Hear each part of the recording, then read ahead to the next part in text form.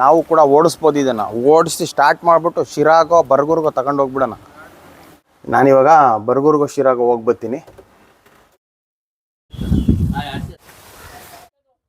ನಾವು ಎಂಟ್ರೆನ್ಸ್ ಆಗ್ತಾ ಇರೋದು ಫ್ಲೈಟಲ್ಲಿ. ಇದರಲ್ಲೂ ಸುಮಾರು ಘಟಾನುಘಟಿ ನಾಯಕರು ಕೂಡ ತಿರುಗಾಡಿರ್ತಾರೆ.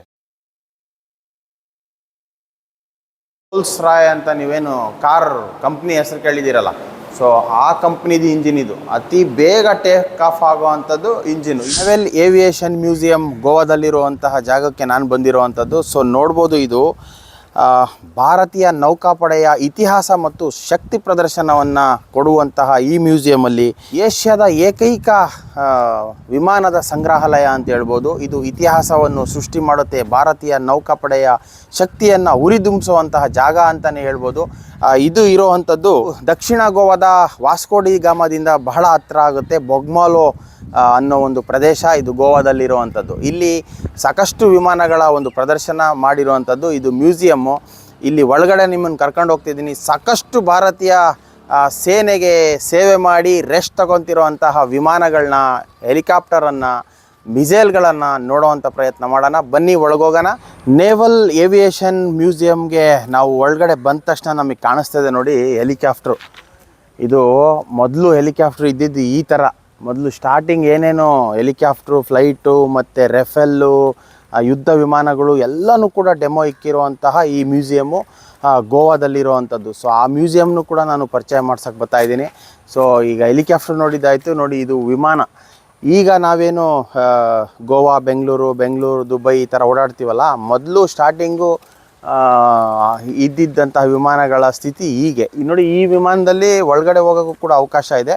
ಸೊ ಒಳಗಡೆ ಆ ಟೈಮಲ್ಲಿ ಹೇಗಿತ್ತು ಮತ್ತು ಈಗೆಲ್ಲ ಓಡಾಡೋದು ನಿಮ್ಮ ವಿಮಾನದಲ್ಲಿ ಗೊತ್ತಲ್ಲ ಸೀಟೆಲ್ಲ ಹೇಗಿರುತ್ತೆ ಅಂತ. ಸೊ ಈಗ ಓಲ್ಡ್ ಟೈಮಲ್ಲಿ ಇದ್ದಂಥ ವಿಮಾನ ಒಳಗಡೆ ಹೋಗಿ ನೋಡೋಣ ಬನ್ನಿ. 1951ರಲ್ಲಿ ಈ ಒಂದು ವಿಮಾನವನ್ನು ಲೋಕಾರ್ಪಣೆ ಮಾಡ್ತಾರೆ. ಇಲ್ಲಿ 10 ಕ್ಯಾಬಿನ್, ಅಂದರೆ 10 ಕ್ಯಾಬಿನಲ್ಲಿ ಎಷ್ಟು ಜನ ಕೂರ್ತಾರೋ ಆ ಒಂದು ಕಮರ್ಷಿಯಲ್ ಪರ್ಪಸಲ್ಲಿ ಲಾಂಚ್ ಮಾಡಿರೋಂತಹ ಈ ವಿಮಾನ. ಸೊ ಒಳಗಡೆ ಹೇಗಿದೆ ನೋಡೋಣ ಬನ್ನಿ. ನೋಡಿ, ಇದೆಲ್ಲ ರೆಕ್ಕೆಗಳೆಲ್ಲ ನೀವು ನೋಡ್ತಾ ಇದ್ದೀರಾ, ಎಲ್ಲನೂ ಕೂಡ ಆಕ್ಷನ್ ಮಾಡ್ತವೆ. ಬಟ್ ಈಗ ತಿರುಗಿಸಿದ್ರೆ ತಿರುಗ್ತವೆ. ಬಟ್ ಇಲ್ಲಿ ಮ್ಯೂಸಿಯಮಲ್ಲಿ ಇರೋದ್ರಿಂದ ಅದನ್ನು ಜಾಮ್ ಮಾಡಿದ್ದಾರೆ. ಎಲ್ಲ ನೋಡು ಗುಡ್ ಕ್ವಾಲಿಟಿ. ಈಗಲೂ ಕೂಡ ಈ ಒಂದು ಸಂರಕ್ಷಣೆ ಮಾಡಿರುವಂಥದ್ದು. ನಾವು ಎಂಟ್ರೆನ್ಸ್ ಆಗ್ತಾ ಇರೋದು ಫ್ಲೈಟಲ್ಲಿ. ಇದರಲ್ಲೂ ಸುಮಾರು ಘಟಾನುಘಟಿ ನಾಯಕರು ಕೂಡ ತಿರುಗಾಡಿರ್ತಾರೆ. ನೋಡಿ, ಇದು ಲಗೇಜ್ ಕ್ಯಾಬಿನ್ನು.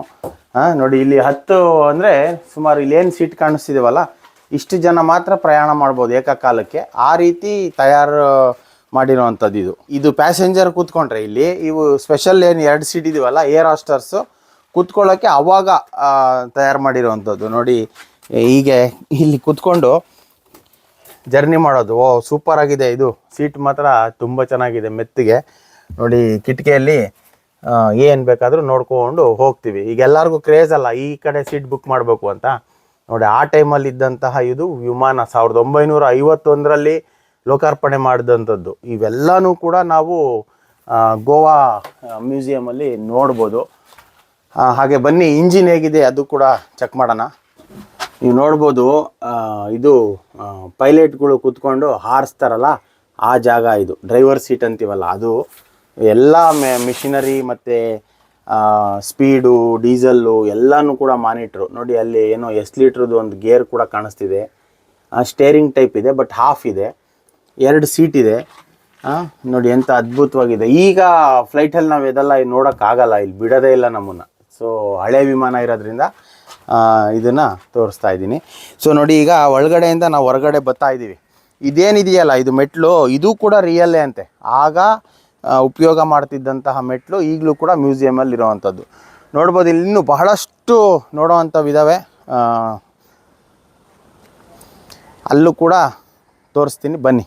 ಇದು ಕೂಡ ಆ ಟೈಮಲ್ಲಿ ಇದ್ದಂಥ ವಿಮಾನನೇ. ಇದು ನಾವು ಇಲ್ಲಿ ಡೆಮೋ ನೋಡ್ಬೋದು.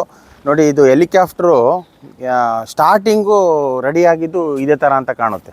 ನೋಡಿ, ಇಲ್ಲಿ ಜಸ್ಟ್ ಒಬ್ಬ ಡ್ರೈವರು, ಅವ್ರ ಜೊತೆ ಒಂದು ಪ್ಯಾಸೆಂಜರ್ ಕೂತ್ಕೊಳ್ಳೋಕ್ಕೆ. ಇಂಜಿನ್ ಭಾಗ ಎಲ್ಲ ಇಲ್ಲಿದೆ. ನೋಡಿ, ರೆಕ್ಕೆ ಇಲ್ಲಿದೆ. ನೋಡಿ, ಇದು ತಿರುಗಿಸ್ಬೋದು ರೆಕ್ಕೆ. ಈಗಲೂ ಕೂಡ ರೆಕ್ಕೆ ತಿರುಗಿಸ್ಬೋದು.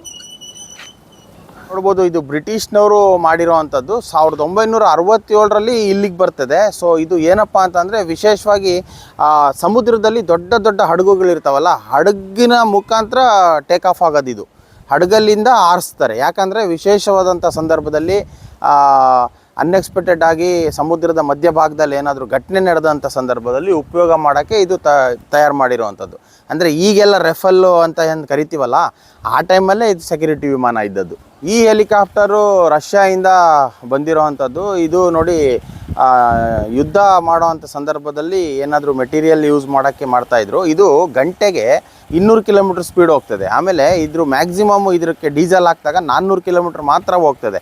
ಸೊ ಈಗೆಲ್ಲ ನೋಡ್ತೀವಲ್ಲ, 1 ಗಂಟೆಗೆ 1000 ಸ್ಪೀಡ್ ಹೋಗ್ತದೆ, ಗಂಟೆಗೆ 700-800 ಕಿಲೋಮೀಟ್ರ್ ಸ್ಪೀಡ್ ಹೋಗ್ತದೆ ಅಂತೆಲ್ಲ ಹೇಳ್ತೀವಲ್ಲ. ಸೊ ಹಾಗಾಗಿ ಇದನ್ನು ಈಗ ಡೆಮೋಗಿರಿಸಿದ್ದಾರೆ. ಯಾಕಂದರೆ ಇದಕ್ಕಿಂತ ದೊಡ್ಡ ಟೆಕ್ನಾಲಜಿ ಬಂತಲ್ಲ. ಈ ಹೆಲಿಕಾಪ್ಟರ್ ಕೂಡ ಅಮೇರಿಕದವರು ತಯಾರು ಮಾಡ್ತಾರೆ. 2007ಕ್ಕೆ ನಮ್ಮ ಇಂಡಿಯಾಗೆ ಬರ್ತದೆ.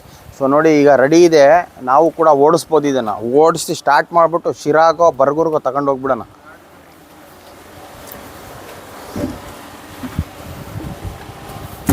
ನೋಡಿ, ಹೀಗೆ ಹತ್ಬಿಟ್ಟು ನೋಡಿ, ಇದು ಡ್ರೈವರ್ ಸೀಟ್. ಇದು ಈಗ ಹೋಗ್ತೀನಿ, ಸ್ಟಾರ್ಟ್ ಮಾಡ್ತೀನಿ.